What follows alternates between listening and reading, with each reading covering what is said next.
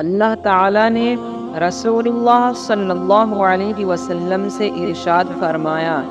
اور ہم نے آپ سے پہلے کوئی ایسا پیغمبر نہیں بھیجا جس کے پاس ہم نے یہ وحی نہ بھیجی ہو کہ میرے سوا کوئی معبود نہیں، اس لیے میری ہی عبادت کرو۔ اللہ تعالیٰ کا ارشاد ہے، ایمان والے تو وہی ہیں کہ جب اللہ تعالیٰ کا نام لیا جاتا ہے تو ان کے دل ڈر جاتے ہیں، اور جب اللہ تعالیٰ کی آیتیں ان کو پڑھ کر سنائی جاتی ہیں تو وہ آیتیں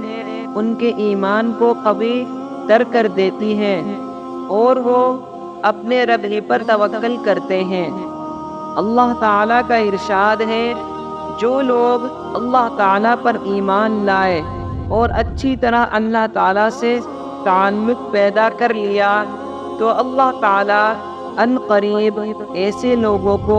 اپنی رحمت اور فضل میں داخل کریں گے اور انہیں اپنے تک پہنچانے کا سیدھا راستہ دکھائیں گے،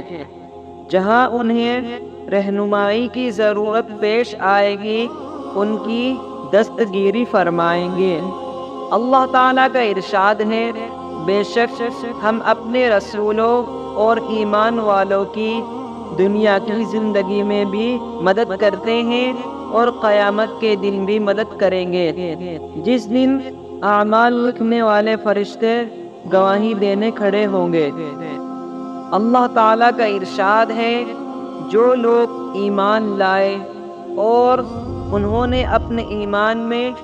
شرک کی ملاوٹ نہیں کی، امن انہیں کے لیے ہے اور یہی لوگ ہدایت پر ہیں۔